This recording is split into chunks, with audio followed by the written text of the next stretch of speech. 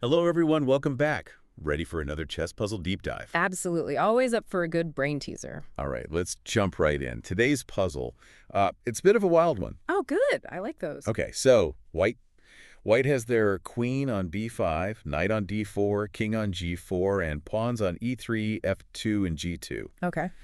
Black has, let's see, Black's got their king on a3, a pawn on b3, knight on d2, and the queen is sitting on e1. All right. Got it. King's out in the open, huh? Yeah. First thing I noticed, too, it's not every day you see both kings hanging out in the center of the board like that. Kind of feels like they wandered a bit too far from home, right? Right. It's like a kingly standoff. Yeah. Definitely unusual. And that black queen on e1, she's just staring down the board. That could spell trouble if we're not careful. Yeah, for sure. I mean, our priority with these puzzles has always got to be, keeping the white king safe. Yep. But we got to do that while also, trying to figure out how to get some kind of advantage.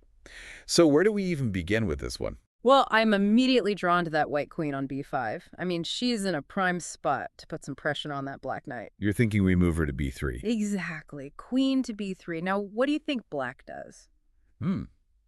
Well, Black's probably going to want to capture the queen, right? Yeah, Knight takes queen on b3. exactly. Got to take that free queen. But then doesn't White, lose their queen? Uh-huh. Seems kind of risky, no?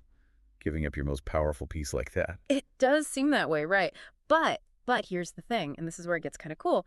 After black captures the queen, the white knight on d4, he can now jump right into c2, right into the center of the board. Ah, I see where you're going with this. So now that knight is a threat, right? It's like a little time bomb just waiting to go off. Exactly. See, if the black king decides to, get out of dodge and move to b2, Then that knight on c2 can jump to e1. bingo. And what happens then? A fork. The knight forks the black king and the black queen. One piece attacking two at the same time. That's got to be a win for White, right? Yeah. Classic tactic. Classic. And that's the beauty of this puzzle. It's not about checkmating the black king right away.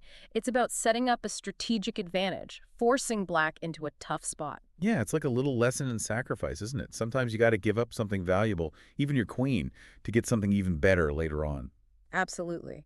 Chess is all about long-term thinking, planning your moves, and anticipating your opponent. So just to recap the solution for everyone, the answer is queen from b5 to b3, black knight from d2 to b3, white knight from d4 to c2, black king from a3 to b2, and finally, white knight from c2 to e1, that beautiful fork. And just like that, white ends up with a powerful central knight and a potential fork that black will have to scramble to deal with. A definite advantage for white.